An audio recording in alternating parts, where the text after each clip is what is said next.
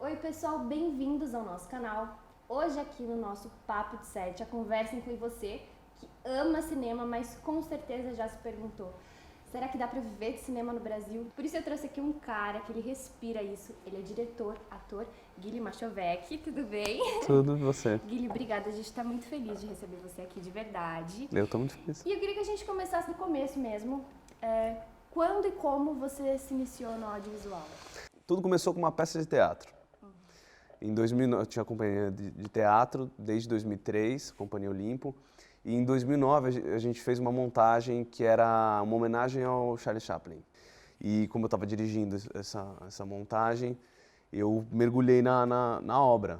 Então eu assisti todos os filmes, que são tipo 80 e tantos, eu não lembro mais. E para a peça de teatro, no texto que eu tinha escrito, tinha uma hora que a peça virava filme. Então eu precisei filmar esse curta-metragem. E aí eu fui pedir ajuda dos amigos que trabalhavam com isso, falei, preciso fazer e tal. E aí eu tive minha primeira experiência ali já dirigindo, né? Não dá para ser mais errado do que isso, mas foi a primeira experiência que eu tive, foi assim. E aí disso surgiu a vontade de me aprofundar, estudar mais e entender melhor esse universo. Acho que o primeiro curta-metragem mesmo que eu considero é um que chama Adágio da Procura, que foi o primeiro filme meu que foi para um festival internacional. E foi um filme que foi pensado de maneira diferente, ele já vinha com uma bagagem de estudos que eu estava fazendo na época, e foi com parcerias de pessoas que também queriam fazer cinema, e todo mundo levando a sério, através de uma produtora que chama Brodagem Filmes. Aí foi o começo do fim da minha existência, aí foi como aquela mordidinha do palco que a gente sente quando é ator, me pegou nesse lugar, porque foi pela primeira vez que eu consegui trazer mesmo para a imagem uma sensação cinematográfica o que eu estava querendo naquela história. É tudo meio confuso. Não sei nem por onde começar.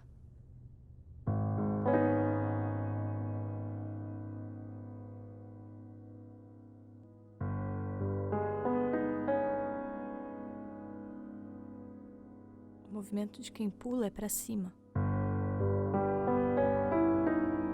Essa é a escolha. Pro alto. Qual é a maior dificuldade de fazer cinema no Brasil? Eu acho que o maior gargalo está na distribuição. Porque o cinema mesmo, ir para salas de cinema, é muito caro. E as salas de cinema, ela meio que, o circuito mesmo, ele meio que está reservado para o cinema americano. As pessoas ainda têm um pouco de preconceito com o cinema nacional, apesar dele estar evoluindo assim a olhos vistos, assim, tá muito claro, até em termos de quantidade, né? E aí, por consequência, também a qualidade também acaba evoluindo, acho. Você acha que as plataformas streamings, elas vão facilitar esse processo? Já estão facilitando. O meu, por exemplo, o meu filme que vai ser lançado agora, ele nem foi lançado ainda, eu já tenho propostas de distribuição online. Então, é uma coisa que não existia antes, não tinha como você furar um mercado assim. Hoje em dia você tem canais e canais e canais e possibilidades diversas de você poder lançar seu filme e ele não ficar só numa gaveta como há 5 anos atrás poderia ficar, né? Eu acredito muito que quem está assistindo, boa parte do público, é porque tem interesse mesmo em começar. E eu queria que você explicasse um pouquinho das etapas de como se constrói um filme independente aqui, principalmente no Brasil. Tem uma frase do Kurosawa, do Akira Kurosawa, que para mim resume o maior trabalho que uma pessoa que quer fazer cinema no Brasil tem que fazer. Ele fala, fazer cinema é muito caro. E é caro, mesmo quando você está fazendo independente, é caro, demanda tempo das pessoas, demanda alimentação, demanda logística, equipamento, então é caro.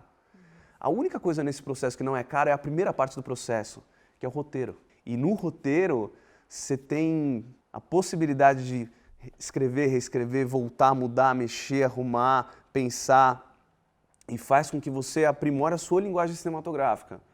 Que você tem que enxergar o filme antes de filmar. Que um dos erros que eu vejo quem começa quer pegar a câmera e sair fazendo. Bem, você pode fazer isso, mas assim, você vai desperdiçar muito recurso com isso. E provavelmente você vai chegar no final e vai falar, se eu tivesse feito aquilo daquele jeito... Se você chegou nesse resultado no final, provavelmente você não estudou certo no começo. Então a minha dica é, A pré-produção é a parte mais importante do filme hoje, nesse nível, no nível independente. A pré-produção é o que você tem mais tempo de fazer e é onde está o segredo do sucesso, assim.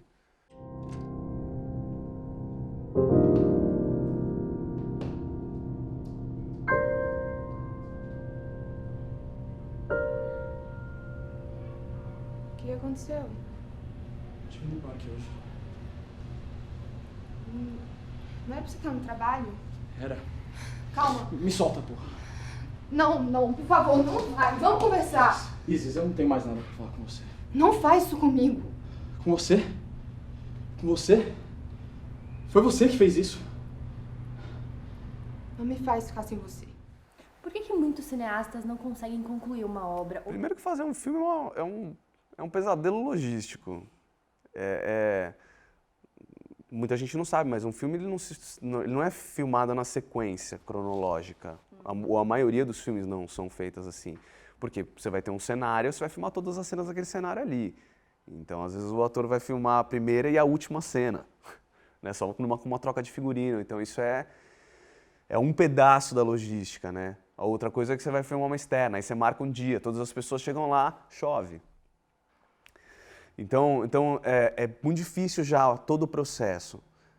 E depois disso, o que eu vejo que acontece muito com pessoas, e eu já vi acontecer com pessoas próximas, é que as pessoas se empolgam muito no começo, porque é muito gostoso se preparar e pensar e depois filmar, mas é muito árduo sentar, editar, fazer a trilha, fazer o som, fazer... Esse processo de pós é um processo que demanda uma entrega num processo que é chato, assim, não tem, ele é um processo muito de formiguinha, de você ir arrumando cada pedacinho, de você juntar um trechinho no outro. E aí o que acontece é que quando chega nesses processos, se vê com um trabalho de Hércules na mão, porque aí o processo de fazer o som de um filme é uma nova obra. É você se debruçar em cada sonzinho que está acontecendo. E isso também faz parte da linguagem, e a imagem, e a cor, e o tempo de corte, e a trilha, e essas coisas todas têm que comungar. Então, é muito fácil as pessoas verem um primeiro corte e se desesperarem. O Scorsese fala isso, ele fala, se você não assiste o primeiro corte do seu filme e não fica fisicamente doente, tem alguma coisa errada. Porque a gente fica, a hora que você fala, caramba, se tudo de trabalho, tudo de emoção que a gente colocou no processo inteiro deu nisso, e disso, na verdade, é só uma pedra bruta que você vai ter que passar muito tempo lapidando. Muitas vezes, a parte de pós-produção é a parte mais longa do processo.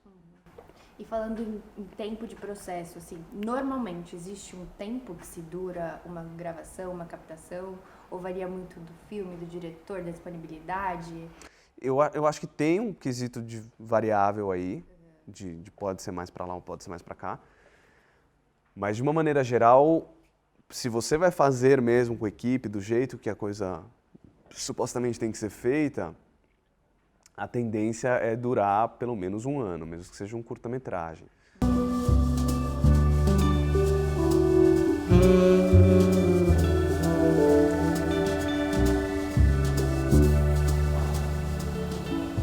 Faz tempo que você trabalha aqui? Eternamente. Tanto tempo assim? Acho que eu mudei de ideia. Eu não quero mais vender. Eu sabia que você ia inventar uma merda dessa. Por quê? Você quer me castigar, né? Não é isso. Não é isso, caralho. O que você quer de mim? O apartamento também é meu, tá? Eu sei que ele é seu. Como que a gente faz para harmonizar todos os elementos que estão presentes em um filme? Essa é a arte do diretor. É você entender o que você quer falar com aquilo, você pensar numa estética que combine com o que você está querendo dizer, que faça sentido dentro daquele... E aí distribuir isso em forma de informação e referência. Então, eu falo que o papel do diretor é meio que você contar o teu filme durante o tempo inteiro que ele está sendo feito. Desde a pré-produção até a hora que ele fica pronto. Você está sempre contando a história do filme, você está sempre contando sobre o que ele é. E aí, quanto mais você repete, mais as pessoas vão conseguindo entender o que isso significa dentro desse contexto, dessa história, e consegue colaborar e a gente chegar em uma obra, né? Em algo que converse. Vamos lá, vou fazer uma pergunta que é necessária. Dá pra viver de cinema no Brasil? Eu acho que tem gente que vive, não acho que é uma coisa muito simples, acho que é uma coisa elitizada ainda, mas eu consigo ver mudanças no cenário. Eu vejo que das artes, talvez seja a arte que mais está ganhando espaço e atenção.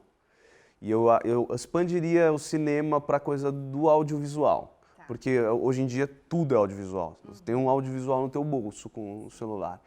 Então, por exemplo, eu dirigi um comercial mês passado, que foi um comercial para Instagram.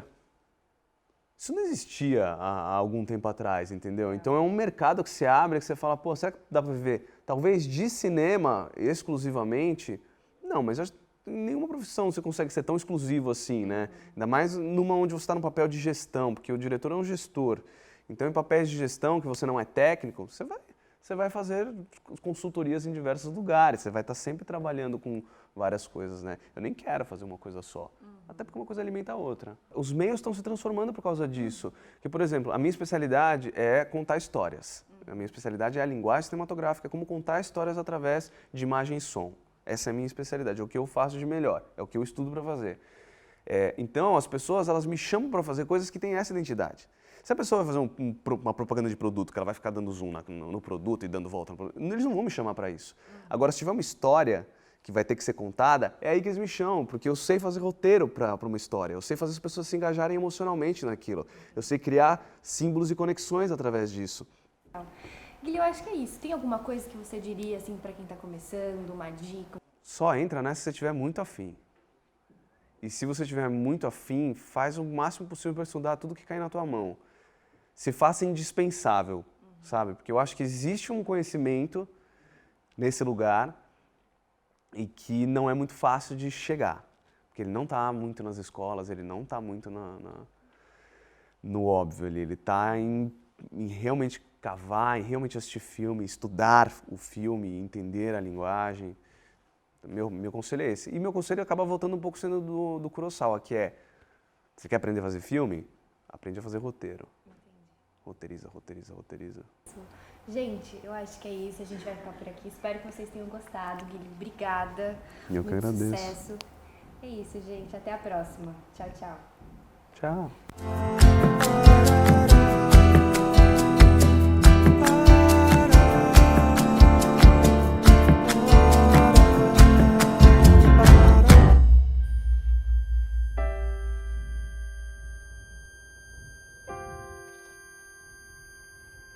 O que faz o caminho não são as pedras no percurso, mas quem o percorre.